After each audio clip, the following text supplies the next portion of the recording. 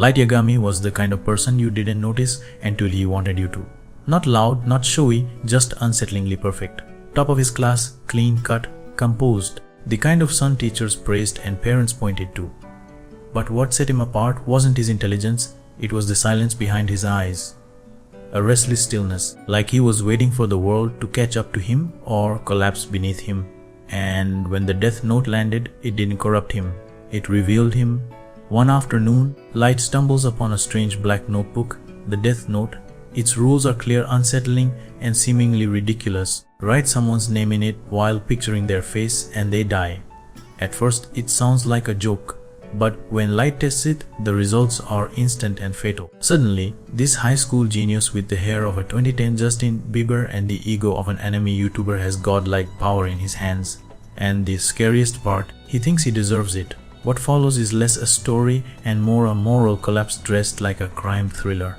Light, under the alias Kira, begins executing criminals across the world, rationalizing each kill with twisted utilitarian logic.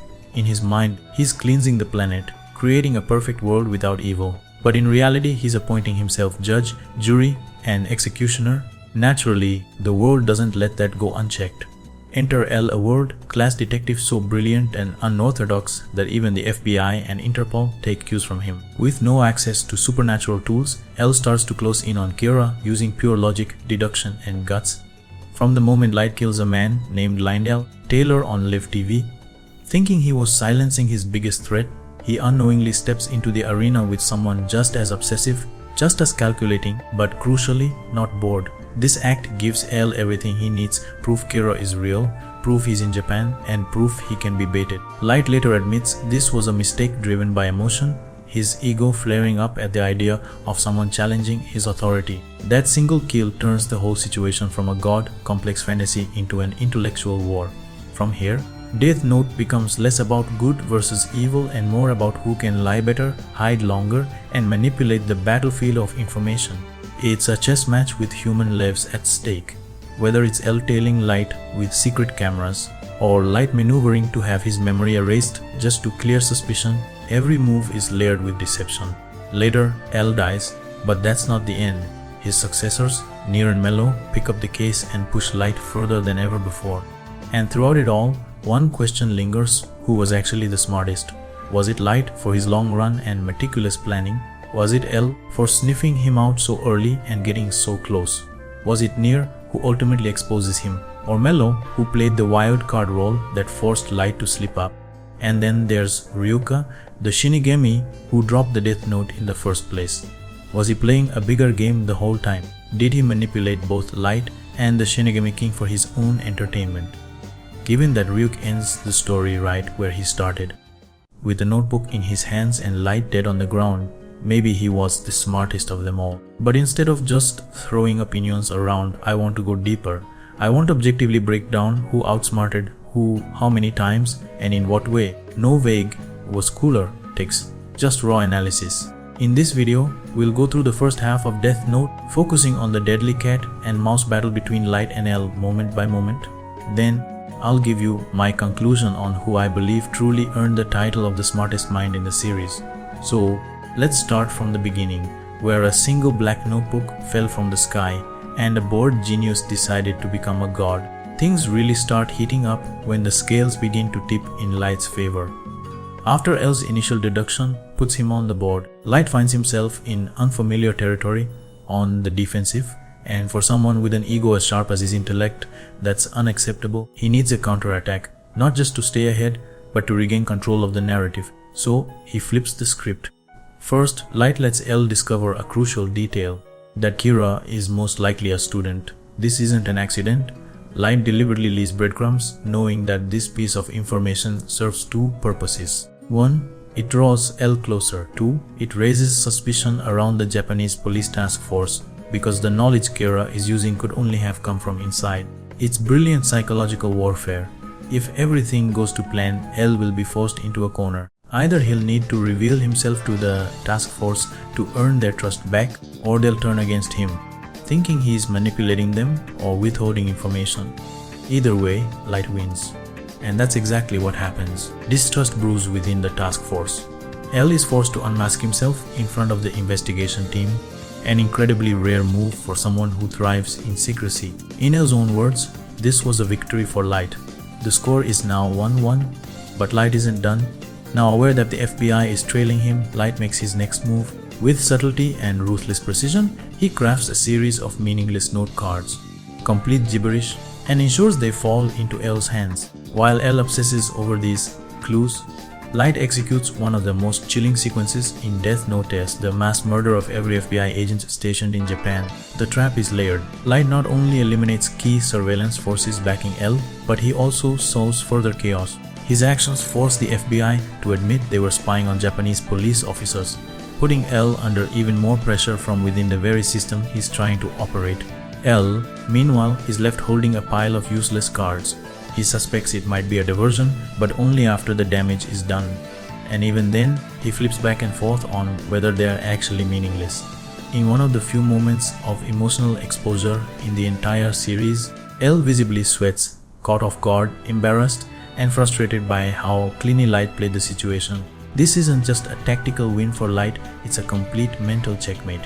He disrupts L's strategy, exposes cracks in the trust structure between the FBI and Japanese police, and forces L into a reactive position. Score now 2-1 Light. And it doesn't stop there. Anticipating L's methods yet again, Light foresees that he'll attempt to trace who killed the FBI agents by analyzing the order in which their identities were sent. So, what does Light do? He randomizes the pattern, leaving L with no trail to follow. Another preemptive counter, another point for Light. At this point, even L has to admit it. He and Light are intellectually neck and neck. The distance between them has closed. What began as a battle of deduction has now become a cold war of minds. Every move L makes is met with an equal or greater response from Light, and from here, the game gets even more personal. L's next strategy is surveillance. He bugs both Light and his father's home with hidden cameras and microphones. If Light is Kira, L believes these devices will catch him in the act, or at least reveal suspicious behavior. One of L's tricks during this phase involves broadcasting a fake news report about detectives arriving in Japan, hoping to provoke a reaction from Light or his sister Seiyu. But Light sees through it effortlessly. Instead of panicking, he mocks the broadcast out loud, sarcastically commenting on the situation, fully aware he's being watched. He even plants a few lewd magazines in his room just to throw L off the scent, in case he needs to appear like a normal teen. And then comes the legendary potato chip scene. To finish the surveillance arc and continue his killings undetected, Light executes one of the most iconic moments in anime history. He hides a tiny LCD screen and a piece of the Death Note inside a bag of chips, allowing him to write names while pretending to study. The whole thing is over the top, yes, but from a tactical standpoint, it's another perfect move. Now, I'll admit, I have some issues with how dramatic that chip scene plays out, but you can't deny the effectiveness. Light maintains his alibi, continues his kills, and outmaneuvers L's surveillance completely. This portion of the series marks a definitive shift in tone. It's no longer just a game of deduction. It's psychological warfare at the highest level. Light is no longer reacting.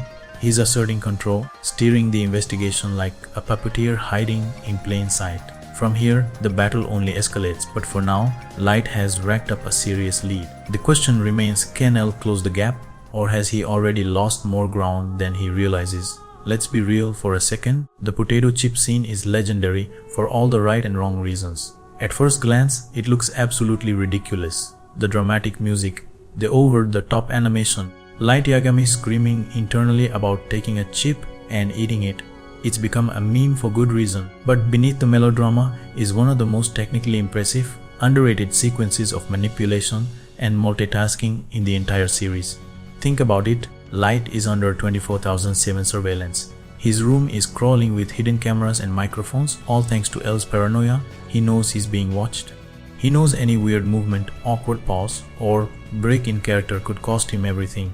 And yet, he still manages to continue his murders right under the investigators' noses. The setup? Light sneaks a tiny television screen into a bag of barbecue-flavored potato chips. That's already risky as hell. What if Seiyu, his little sister, just randomly decided she was in the mood for barbecue chips that day? Even if she's never liked them before, maybe puberty's messing with her taste buds and she suddenly doesn't mind the flavor. That one variable alone could have blown the whole plan. But luck is only part of it.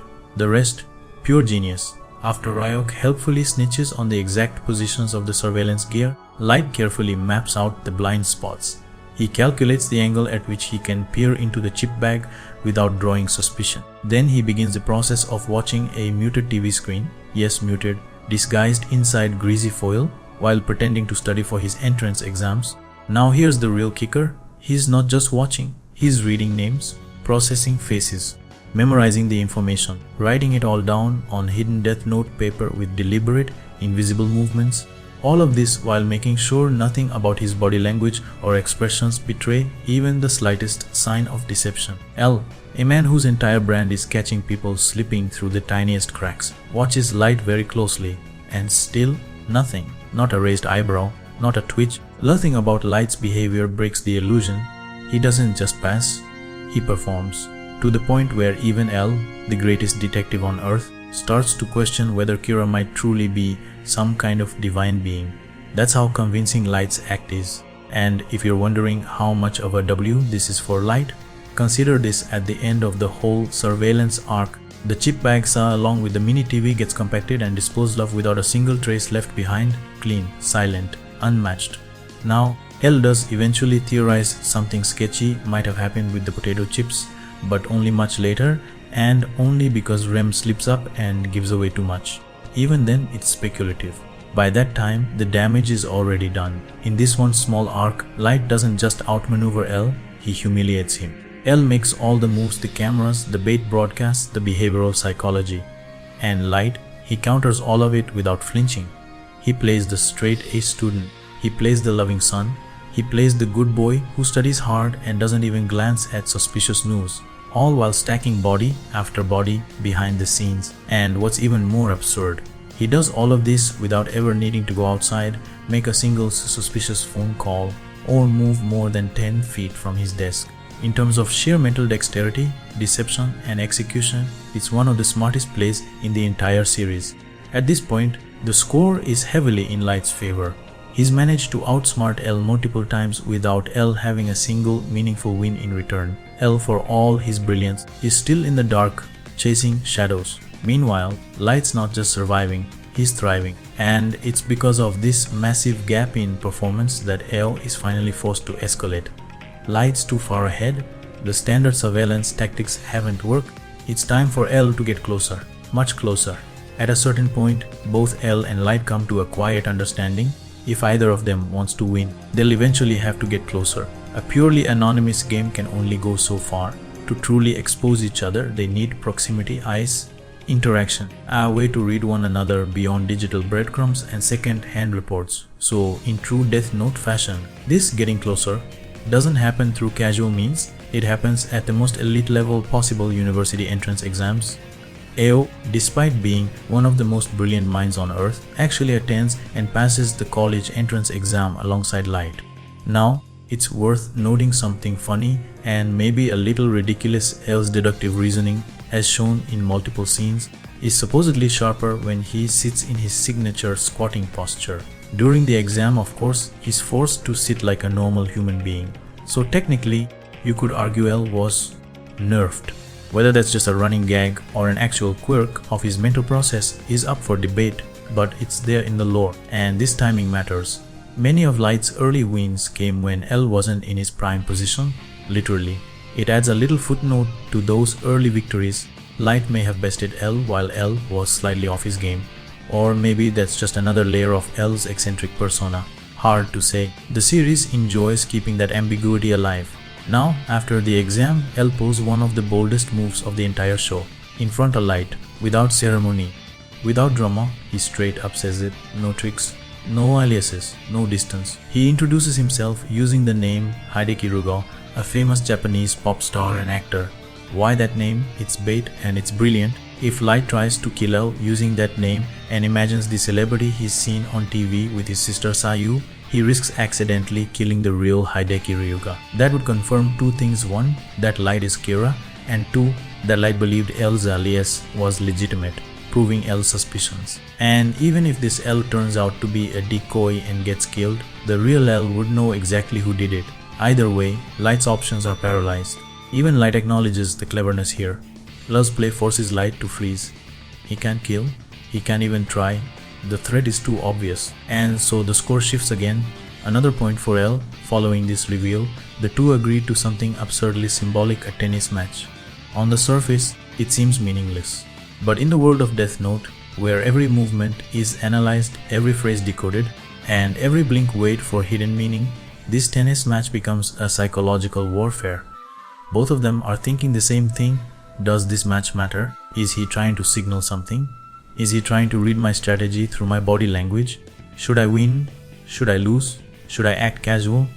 Should I appear aggressive? The result? Light wins the match. Barely. And while it doesn't technically prove anything in terms of the Kira case, it does showcase how evenly matched they are, even in physical competition.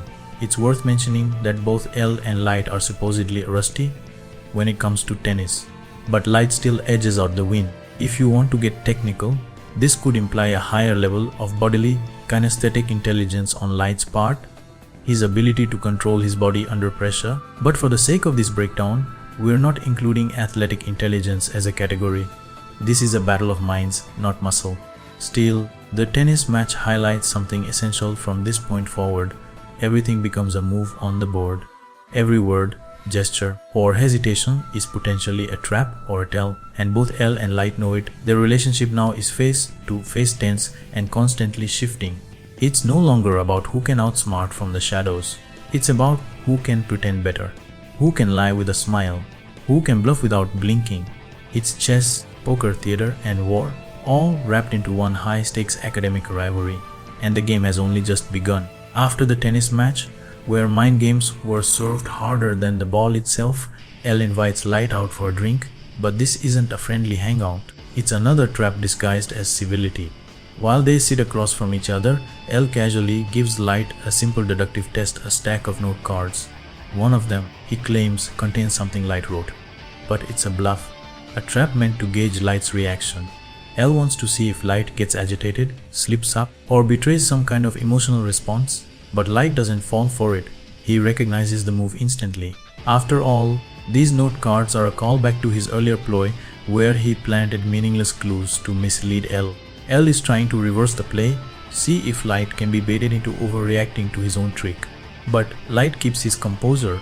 He plays it cool, sees through the setup, and doesn't give L the satisfaction of a real reaction. Still, the exchange doesn't amount to much. Even if Light had taken the bait and gotten angry, it wouldn't have proven anything conclusive. It was more of a psychological nudge than a strategic move.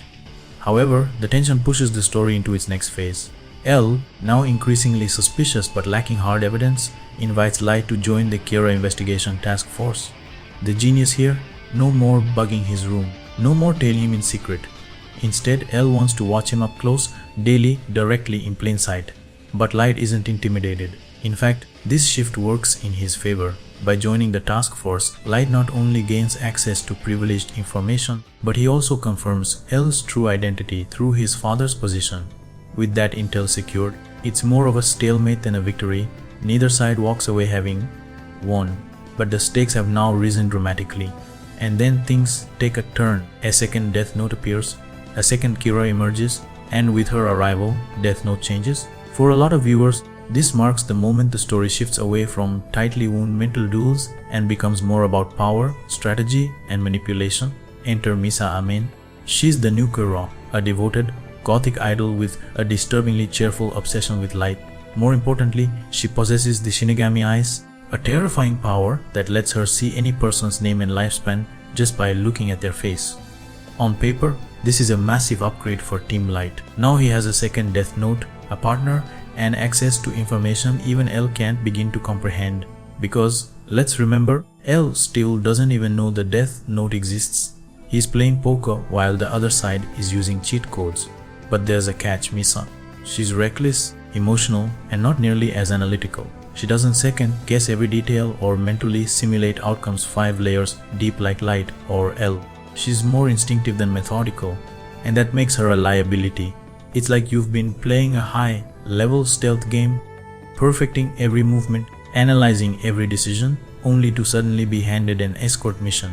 You still have all your tools, all your skills, but now someone else's mistakes can expose you. And Misa is very capable of making mistakes. Before they even meet, Misa makes a clever attempt to reach out to Light using coded language. She leaves a message referencing a club in Oyama called Note Blue. The use of note and blue are with or being the Japanese word for blue is a hidden nod. Notebook plus blue, a death note as a location. Light picks up on the code immediately. L, however, doesn't, and to be fair, that's not necessarily an oversight. L simply doesn't have the vocabulary or context to see notebook as a keyword. This isn't a matter of deduction failing, just a lack of information. But still, the moment his symbolic light is expanding his reach, he now has an ally. He now has a second power, and is still playing the game from within the task force itself. At this point, the game is no longer just Light vs L, it's Light with new powers, a partner, and insider access, against L, who is still navigating a puzzle without knowing half the pieces even exist. What follows is where Death Note becomes less about pure logic and more about resource management, misdirection, and survival under pressure, and depending on who you ask, it either kicks the story into overdrive or starts to dilute the pristine mind games that define the earlier arcs. Either way, the battlefield has changed, and so have the rules. Despite her flaws, Misa Amane does something extraordinary. Armed with the Shinigami eyes, she successfully identifies Light as Kira, without him realizing she was even looking. Then, in true chaotic Misa fashion, she just giggles and runs off. No grand speech, no demands, just pure energy and chaos. And yet, with that one move, she manages to trick not just Light, but also L. It's an important moment, one that sets up a larger conversation about power vs intelligence, which we'll come back to later. Because here's the truth, Misa isn't on Light or L's intellectual level, but she still manages to outmaneuver both of them using power. But of course, that doesn't last long. Misa inevitably fumbles. She exposes the existence of Shinigami to the world on live TV, something Light never would have allowed. Worse, she leaves behind enough evidence to get herself caught by the task force. L pieces it together and arrests her as the second Kira. Now, this wouldn't normally be a catastrophic issue for Light if Misa could keep quiet, and she seems willing to, so devoted to Light she'd rather go insane than betray him.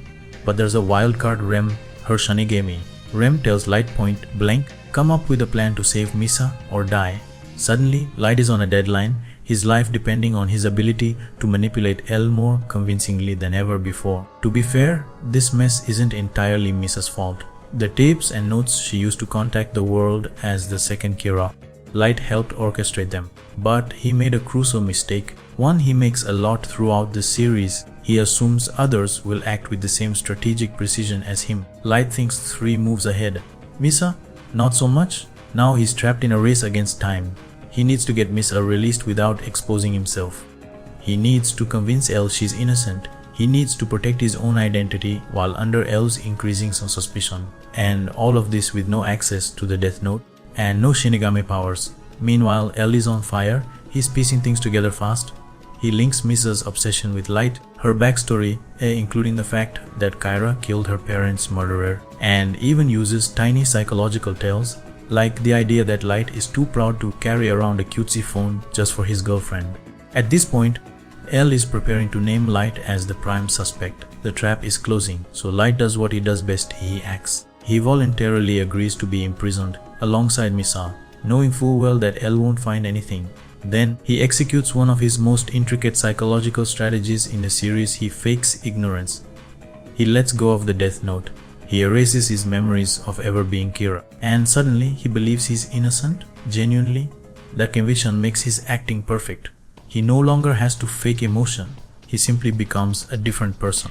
From there, he sells L a lie so elaborate it sounds like mythology, the idea that Kira is a kind of curse, a supernatural force that transfers between people, possessing them and moving on. L, faced with no hard evidence, no suspicious behavior, and relentless pressure from the task force, finally gives in. He releases both Light and Misa. Let that sink in. Misa, who, from L's point of view, was objectively guilty, is let go.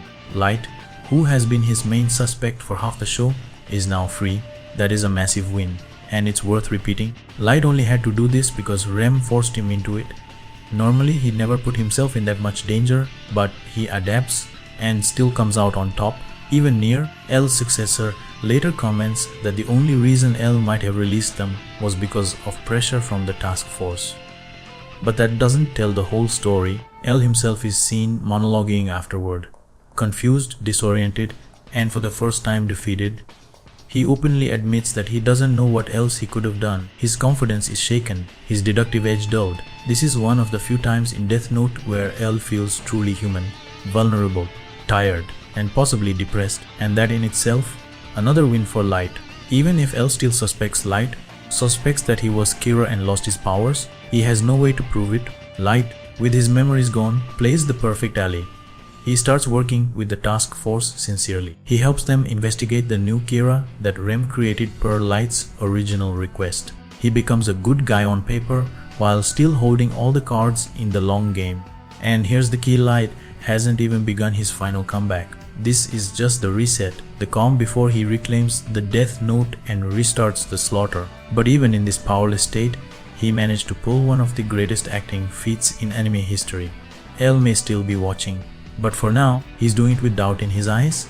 And that doubt, that hesitation, that means Light is already winning. There's something that rarely gets talked about when discussing this phase of Death Note. Something that doesn't show up in most power scaling debates or intellectual breakdowns. Good Light, the version of Light Yagami who has no memory of the Death Note, isn't just morally cleaner, he's also humble. Seriously, think about that. This version of Light doesn't just lack murderous intent, he also lacks the towering ego that defines his darker self. And compared to L, who wears his arrogance like a hoodie, Good Light operates from a place of genuine curiosity and calm detachment. He asks questions without assuming he already has the answer. He theorizes without needing to be right, and that humility makes him surprisingly effective. In fact, there are moments where Good Light makes logical leaps or asks questions that L never even entertains, not because L can't, but because L won't. His pride, his belief that Kira must be someone fun to play with, someone clever, someone worthy, it blinds him. L dismisses people beneath his standard. He assumes Kira must be extraordinary, not average. One of the best examples of this comes later in fan discussions about Aizawa. A lot of viewers point out that, hypothetically, Aizawa could be Kira, and the story would still track. He's one of the few task force members who consistently questions Light. He's sharp, perceptive, and not afraid to speak up. He's even the one who directly pushes Nier to suspect Light in the final arc. But L, he never even considers Aizawa or anyone on the task force as a possibility. In fact, he explicitly writes off the idea, saying none of them are smart or bold enough to be Kira. And sure, that fits L's internal logic. He sees Kira as a worthy rival, someone dazzlingly intelligent, someone fun. But from a realistic standpoint, that's a massive blind spot.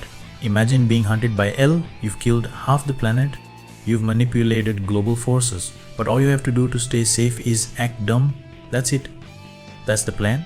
Just shrug and look confused, and suddenly L thinks you're not worth investigating. It's believable in universe because of who L is, but still, Good Light doesn't fall into that trap. In his memory, wiped, ego-free state, he even considers the possibility that someone else on the task force could be Kira. He acknowledges the simplest, most Occam's razor type explanations. And ironically, that makes him sharper than L in moments where pride becomes a hindrance. This also reflects something Light himself admits later in the series. His ego and impulsiveness are what caused him to screw up so early on. Killing Land L. Tailor, the decoy, was an emotional mistake. He couldn't stand being taunted. That moment triggered the war between him and L. Had he stayed calm, maybe things would have played out very differently. So now, in this rare state, we get a Light Yagami stripped of his worst weakness. No power, no Death Note, no God complex. Just intelligence and a surprising sense of empathy. It's almost tragic, in a way, because this version of Light, he could have been a great person. But even this version isn't perfect. One of his major weaknesses during this arc is his naivety. With no memory of the darkness inside him, he trusts too easily, believes too much, and gets manipulated in return. One scene even shows a Yotsuba group member tagging him for being too gullible, and Misa, she nearly blows the whole operation by all but admitting that Light is Kira, just casually, like she's talking about weather. He is not around to stop her, and it could have unraveled everything. Meanwhile, L, still obsessing, still doubting, resorts to a last-ditch move, a fake execution. He stages a scenario with Soichiro, Light's father, threatening to kill both Light and Misa as a way to draw out a reaction.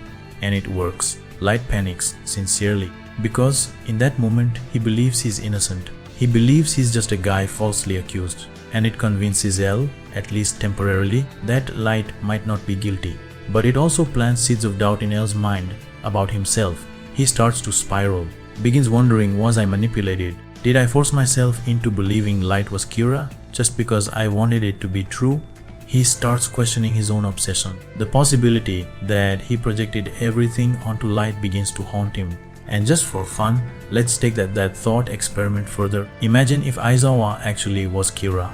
Imagine if everything had gone the same, but it wasn't Light behind the curtain. It was the quiet, persistent task force member who no one ever quite suspected. Would L have even stood a chance? In that version of the story, Good Light probably catches Aizawa before L does. Because Good Light doesn't just think harder, he listens better. At this stage in Death Note, something unexpected happens. L starts to unravel, not in some dramatic breakdown, but in quiet, subtle ways. His drive fades, his edge dulls, and in a surprising twist of irony, it's Light, memory wiped, ego free, and operating as a good guy who becomes the one pushing L to stay focused on catching Kira. Their roles blur. From the outside, the two begin to look eerily similar. The task force notices it. Even Rem, the Shinigami silently observing, remarks that Light and L seem to function on the same level, both intellectually and emotionally. It's one of the few times in the series where the rivalry transforms into reluctant partnership. The two are aligned in goal, though divided in soul. And then a shift. Good Light begins making deductions L doesn't. Light realizes, long before L does, that Kira must be capable of controlling victims and causing deaths that aren't just heart attacks. It's a massive conceptual leap, one rooted in Light's residual memory of the bus jacking incident from early in the story. Still, it's impressive. Despite being on the case for far less time, Good Light manages to piece together a critical detail that L at this point has only vaguely entertained. The score quietly shifts again. Then comes the Yotsuba arc. Light, even in his powerless state, is the one who first identifies the new Kira, Higuchi, before L can. Now, to be fair, some argue that L wasn't really trying, that his ongoing depression and doubt dulled his investigative efforts. And if that's true, this might not count as a pure intellectual win, but if you believe L was still on his game, or at least pretending to be, then this marks another point in Light's favor, somewhere between 2 to 5 or 3-7, depending on how you tally the battles. During this arc, we also get a rare peek at Light's technical ability. He hacks into task force computers, which is brushed over quickly but heavily implies how he may have accessed his father's police files earlier in the series. L notices this and logs it, another piece in the long puzzle of who Light truly is beneath the surface. Light then proposes a plan to delay the Yotsuba Kiro's killings, which ends up working before L can produce a viable alternative. L responds with a subtle psychological move. He suggests that Light should be his successor, but it's bait. He wants to see if Light's lust for power resurfaces. It doesn't. Light calls him out in front of the task force, making L seem paranoid and defensive. At this point, L knows something's coming. He knows Light is planning to regain his memories, but he doesn't know how. He also begins to suspect that Misa may have already recovered hers. Her behavior changes. She goes from impulsively risking her life for Light to suddenly preserving it, following orders without protest. L picks up on this psychological shift instantly, and while Nier and Mello later display impressive deductive power, neither of them show the same psychoanalytical sensitivity that L has in moments like this. But L does get a solid win here. He's the first to theorize that Higuchi, the new Yotsuba Kira, is communicating with a Shinigami. It's an enormous leap, and he makes it before Light can. Even without fully grasping the nature of the Death Note, L inches closer to the supernatural truth. Score-wise, this is one of the last clean victories he gets before the final act. Eventually, Light regains his memories in a perfectly orchestrated moment, right as Higuchi is captured. He immediately resumes his inner monologue, claiming he predicted everything: L's moves, Higuchi's path, the entire arc that unfolded while he was in the dark. But Then Light gets a surprise. L had already hypothesized that he might have lost and later regained his memories. Another check on the board. Still, Light now has Rem. With Rem openly interacting with the task force, she becomes both a weapon and a liability. Her presence forces Light to tread carefully, but it also gives him the final tool he needs to eliminate L. Ironically, it's Rem's protectiveness of Misa that dooms both of them. Rem gives away just enough, slips a little too often. It's Rem who unintentionally tips off L to the false rules planted in the death note. L calls them out immediately. He knows their lies. He doesn't believe the can't kill without writing cause of death clause for a second. He challenges the rules openly, cornering Light once again. But here's where Light pulls the ultimate move. He doesn't beat L with logic. He doesn't beat him with deduction. He beats him through Rem. He manipulates her sense of love and loyalty to Misa so completely that she breaks the one rule a Shinigami must never break. She sacrifices her life to save Misa, which in turn kills L. Just like that, L is erased from the board, along with Rem, two of Light's greatest threats gone in the same moment. It's poetic in a way. Light didn't just win through outsmarting L, he manipulated L's blind spot for justice and Rem's emotional vulnerability. He played them both like pieces on a board and walked away untouched. Is it a clean intellectual victory? Not exactly. L was already losing momentum, already doubting himself, already unraveling emotionally. And Rem, she was a wild card, an external power more than a rival mind. But still, Light did what no one else could. He got close enough to L to orchestrate his downfall. He maneuvered his way into the inner circle. He reset the board, and when the time was right, he cleared it. Light won. In the Death Note novel L's Change the World, we're given a rare glimpse into an alternate timeline, one where Rem doesn't kill L. In this version of the story, Light is eventually exposed and imprisoned. But before L can formally prove his guilt or bring closure to the Kera case, Light takes his own life using the hidden piece of Death Note embedded in his watch. He escapes judgment by removing himself from the board entirely, denying L the satisfaction of ever solving the case. It's a dark, poetic ending, and it mirrors a strategy used by another Wami's house successor, B, from the BB murder cases novel, who murdered indiscriminately, planning to eventually kill himself so L could never defeat him. In both cases, pride becomes the weapon. Winning isn't about survival, it's about denial. Denying your enemy closure, denying them the checkmate. So even without Rem's intervention, Light likely would have won the battle of pride, but it would have cost him everything, and in this alternate ending, it kind of does. Before he dies, L manages to figure out one final piece, that Light used Rem to kill Watari. It's a post-mortem deduction, one last truth unearthed too late, and then L dies, quietly, knowing the answer but unable to act on it. The final score depends how you count.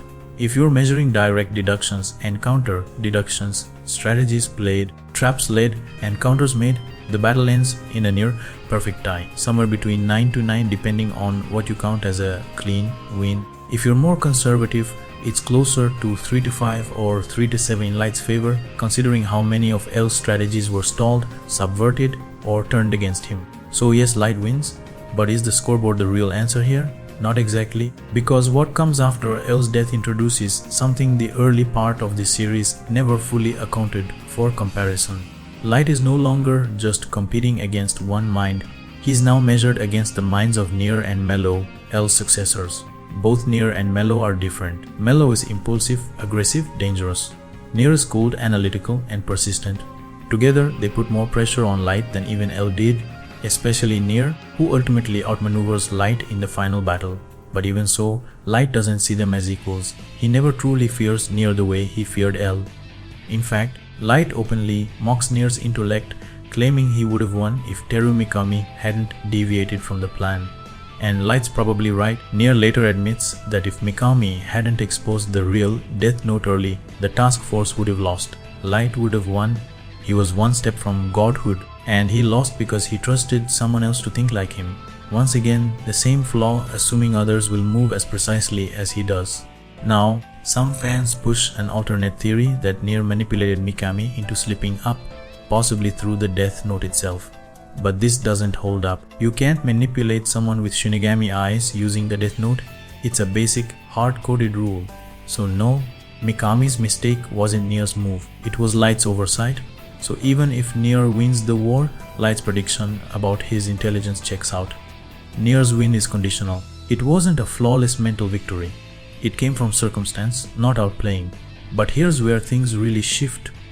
In the second half of Death Note, Light starts using a word he never really used in the first power. Power, the ability to do, to act, to accomplish. It's how Light frames the Shinigami gifts passed to humans. The Death Note, the Shinigami eyes, the sheer supernatural leverage one gains from holding that power. If you have 2 Death Notes, you are more powerful. If you have Shinigami eyes, you have more power. It's not about morality or strategy, it's about capability. So when Light defeats L, you could argue it's not just intellect that triumphs, it's power. Because while they may be dead even mentally, many guidebooks even suggest Light and L are equals in IQ and cognitive capacity. Light simply has more force behind him, more tools, more control, more leverage. L was brilliant, but Light had power. And in the world of Death Note, that power is what racks up wins. Not because Light out thought everyone all the time, but because he had more to play with. He could bend rules, he could control lives, he could rewrite death. So in the final tally, yes, Light wins the battle against L. He manipulates Rem, he resets the board, he gets close enough to kill L without lifting a finger. It's not clean, it's not pure, but it's effective. The genius with no Death Note lost to the genius with one. And maybe that's the most honest truth about Death Note. This was never just a battle of wits. It was a war of power. Light Yagami absolutely leveraged mystery and power to dominate his opponents, and that's a crucial distinction. While I genuinely believe Light pulled off some insanely smart plays, we can't ignore that many of those wins were enabled by the supernatural tools he had access to. Especially early on, without the Death Note and its rule-bending utility, Light simply wouldn't have been as dominant.